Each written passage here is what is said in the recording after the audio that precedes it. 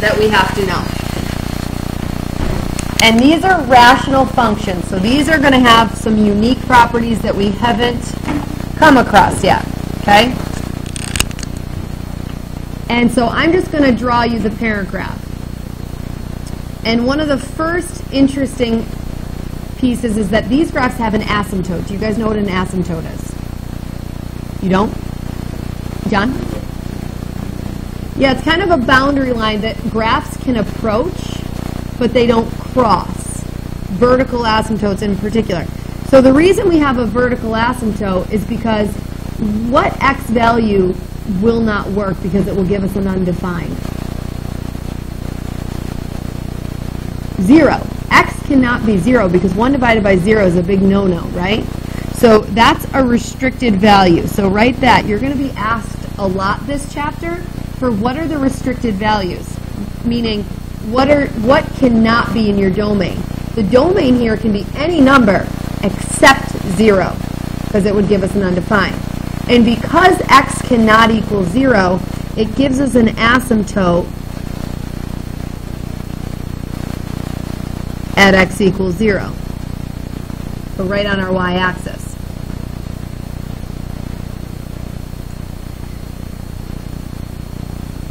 Now f of x is the same thing as y, so I'm going to rewrite this. What number will y never equal? Anybody know? Before I tell you? Y can never equal 0 either. Not because it'll create an undefined, but why will this never work? Why can that never happen? Nate. Well, if x equals 0, it would be 1 over 0. 0 equals undefined. So not quite. Nathan? Right, so if you were to try to solve this, okay, and try to find when will y equal 0, what he's saying is if you cross multiply, you're going to get 0x equals 1, and that's definitely false, right? So that's one way of looking at it. That is just a false statement. That will never happen. And really, the true reason why this will never equal 0 is because in order for a fraction to equal 0, the numerator would have to be 0. Right? And we've got a 1 glued in there. So that numerator will never equal 0. That number is always going to be 1. So regardless of whether you fully can wrap your head around that, your parent graph also has an asymptote at y equals 0.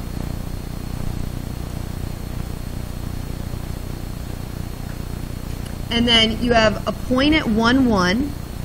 If you plug in 1, you're going to get 1. What if you plug in 2? What is f of 2? 1/2. What is f of 3? 1/3. What is f of 4? So can we see how this graph is getting closer and closer to your asymptote, but it's never actually going to reach it?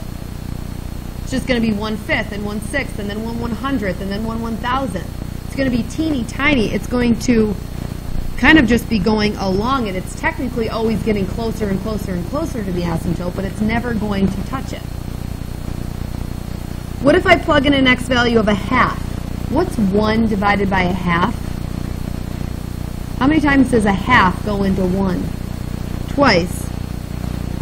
What if I plug in something even smaller, like 1/5?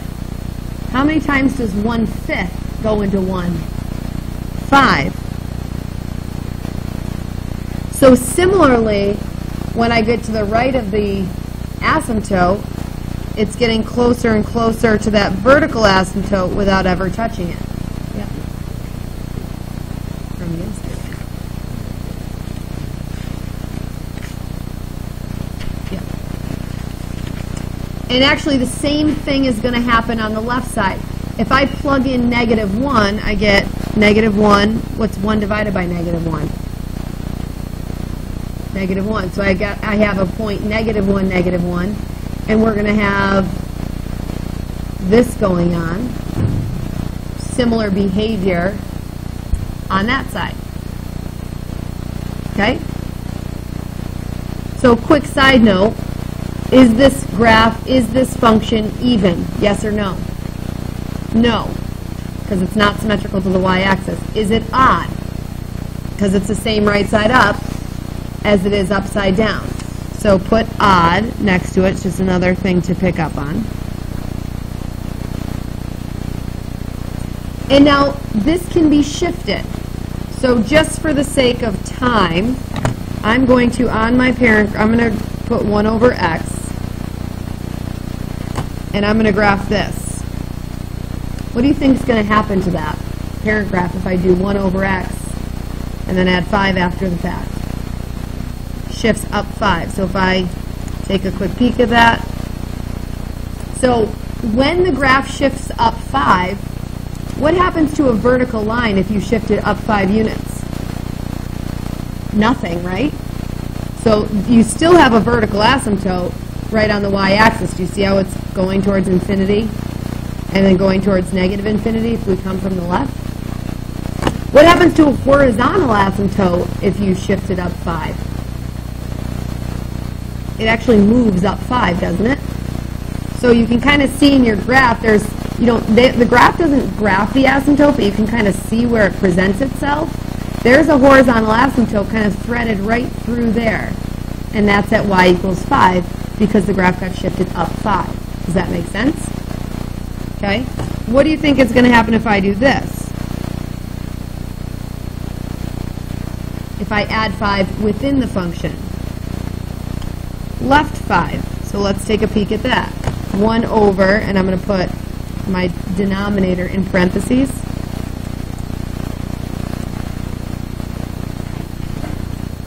Okay, there it is. What my vertical asymptote used to be here, but the graph got shifted left 5. When you shift left and right, that does affect your vertical asymptote. So it moved over here. It's kind of threading down here. Does that make sense? My horizontal asymptote getting shifted left 5 didn't do anything, right? Shifting horizontal lines left and right does nothing. Shifting vertical lines left and right does do something. Does this make sense? Okay. So we jump to the next one. We're actually not, we're going to skip part A. We're going to skip part B. C is going to be a key point. For what value of x is this function going to be, and here's our function, undefined? Connor, what do you think? What value of x would make this undefined? X would equal what number? Would make it undefined? X can be 0, because 0 minus 3 would be negative 3, and that's an okay denominator. What's not an okay denominator? What can your denominator never be in general? 0. So x minus 3, which is our denominator in this case, can never equal 0. Agreed? So when I solve that and add 3 to both sides, what can x never equal? X can never equal 3. Because if I try to do f of 3, I'm going to get 3 plus 6 on my numerator, 9, over 3 minus 3 on my denominator, 0. And that's undefined. So our graph is undefined at 3. So guess where my asymptote is going to be? At 3.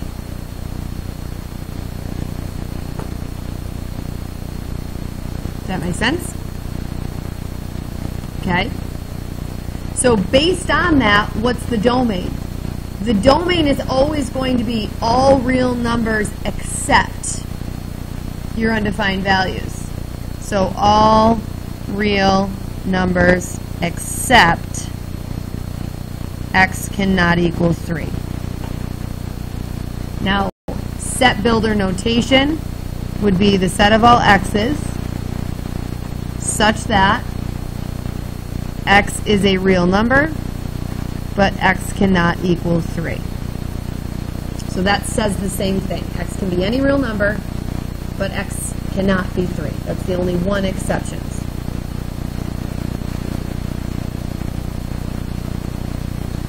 So undefined values come from looking at what? The numerator or the denominator? The denominator. So in this next one, we're given h of x, and they want to know where is it undefined. We'll look at your denominator. Essentially, your denominator cannot equal 0. If you want to write that, denominator cannot equal 0. So we're essentially going to solve this and figure out where it does equal 0. And then those are our excluded values. So I am hoping this is factorable. So 2x and x, 6 and 1 it is.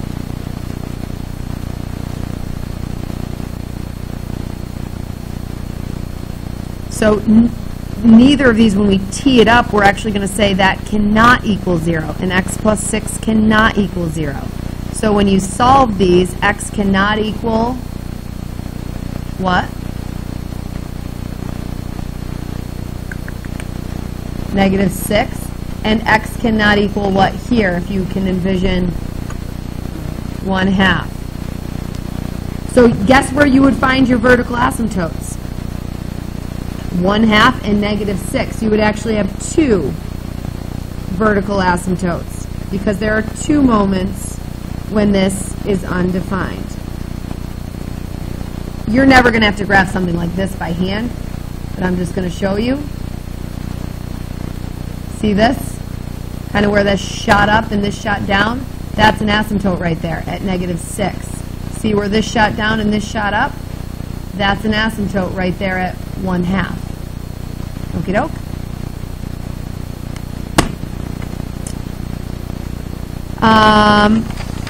Three is the same. It's domain, where we have excluded values. We want to kind of figure out what our zeros of our denominator are. Flip to the back.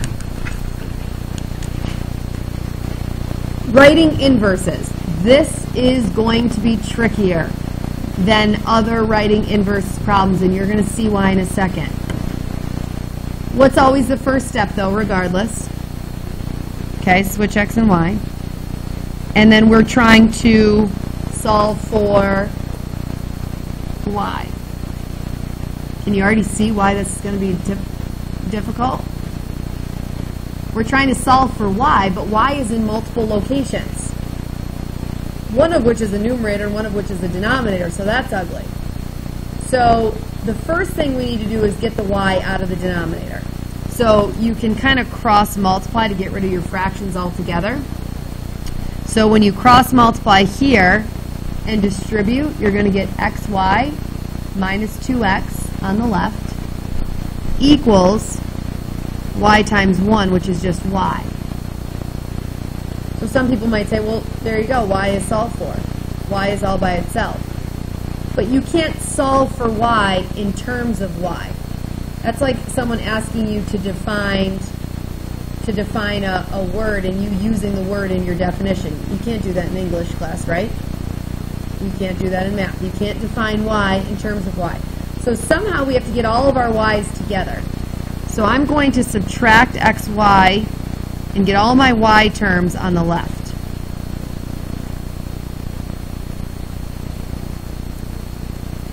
Now normally this would be easy because you would have something like 10y minus 3y and you could just combine them, right? 10y minus 3y would be 7y. That would be easy. But our coefficient here is a variable, which makes that pretty difficult. So here's a golden rule for you. If you can't combine them so that there's just a single y term, you have to factor them. If you can't combine them, factor them. And here's what I mean. Factor out y as a GCF. And then what's left? If I'm factoring out y as my GCF, what's left in my parentheses? 1 minus x, right? Y divide out of y becomes 1. Negative xy divide out of y becomes negative x. Now I can get y all by itself, because all I need to do is divide away the 1 minus x. So my inverse function is y equals negative 2x over 1 minus x.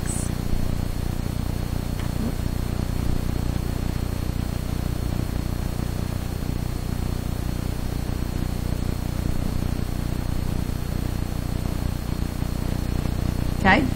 We're going to do part B because we definitely want to see another version of this. So, let's switch x and y. X equals y plus 3 over 2y. Switched our x's and our y's, and we have to solve for y. So, the solving for y is the challenge. It's different than most solving for y's that we've seen so far. Maddie, based on what we did in the previous problem, what would you do next here? Cross multiply, getting that y out of the denominator. So that gives us 2xy equals y plus 3. What would we do next? If you're kind of looking back at the previous problem and trying to do a parallel step, what would that be?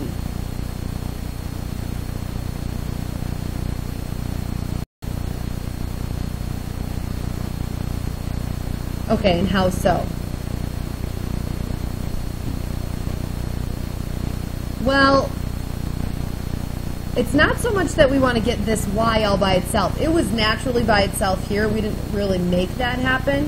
What we really want to do is we want to get all of our y's on the same side of the equation together. So I've got a y term on the left and a y term on the right with some other non-y term on the right. Mason? Like subtract the 3 over? But then your y's still aren't on the same side together. Yet you could subtract the 3 over and then subtract the 2xy over the other side, but that's 2 steps.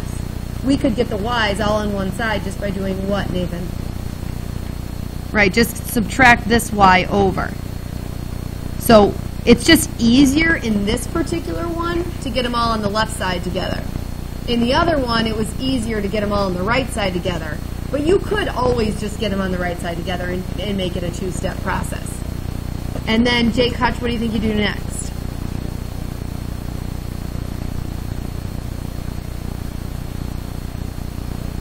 Factor out the y. Perfect. And what am I left with? Isaiah? Perfect. And then, to get y all by itself,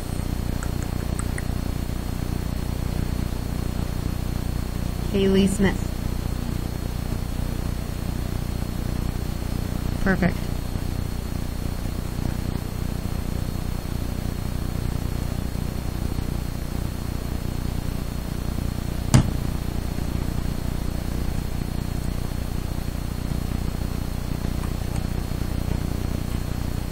Good? So that is a skill you have to do. It's obviously the inverse stuff, which we have to do with every type of function. It's just a little bit trickier because of this trying to get y all by itself piece, which you can't combine your y's, so you have to factor your y's, okay? Number 6 was on your test. So, and we just recently did even and odd. So you could just graph this and see if it's symmetrical to the y-axis, which would make it even. See if it's symmetrical to the origin, which would make it odd. That would be graphically.